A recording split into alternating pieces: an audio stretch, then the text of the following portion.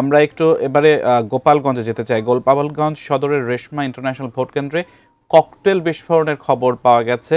সরাসরি যুক্ত হব প্রতিনিধি সজীব বিশ্বাসের কাছে, বিস্তারিত জেনে নেব। ফ্রিডম মানেই পরিপূর্ণ স্বাধীনতা।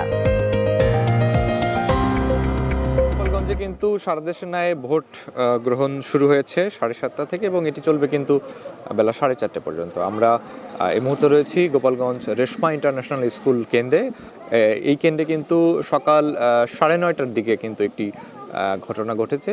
দুর্বৃত্তরা এই রেশমা ইন্টারন্যাশনাল স্কুল কেন্দ্রে কিন্তু একটি ককটেল নিক্ষেপ করেছে এবং ককটেল নিক্ষেপের পরপরই কিন্তু এইখান থেকে এই 2 আনসার সদস্য এবং এক কিশোরী কিন্তু এই ককটেল নিক্ষেপের ঘটনায় আহত হয়েছে। এবং আরেকটু যদি বলি যে কিছুক্ষণ মানে ককটেল নিক্ষেপের পরে কিছুক্ষণ কিন্তু জনমানুষের মনে কিন্তু একটি আতঙ্ক বিরাজ করেছে এবং আমরা দেখেছি যে সকাল থেকেই শহরের যে সকল ভোট কেন্দ্রগুলো রয়েছে সেই ভোট কেন্দ্রগুলোতে কিন্তু ভোটার উপস্থিতি তুলনামূলক কম ছিল। তবে এই ভোট কেন্দ্রে কিন্তু এই ভোট কেন্দ্রের যিনি প্রিজাইডিং অফিসার রয়েছেন তিনি কিন্তু আমাদের বলেছেন যে এই ভোট কেন্দ্রে কিন্তু ভোটার উপস্থিতি খুব ভালোই ছিল এবং নারী ভোটারদের, বিশেষ করে নারী ভোটারদের উপস্থিতি কিন্তু একটু বেশিই ছিল।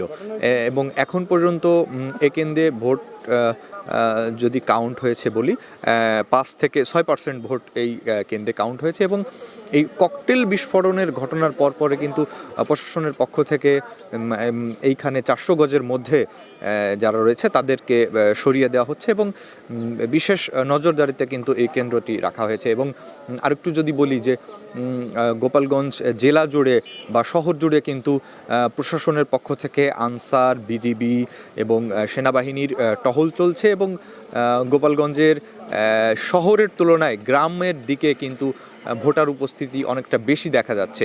তো সব কিছু মিলিয়ে গতকাল রাতেও কিন্তু অনেক প্রায় 10 থেকে 11 জায়গায় ককটেল বিস্ফোরণের ঘটনা ঘটেছে। এরপরেও কিন্তু নির্বাচন সুষ্ঠু এবং সুন্দর করার জন্য প্রশাসনের পক্ষ থেকে সার্বিক যে প্রস্তুতি বা ব্যাপক নিরাপত্তা যেটাকে বলে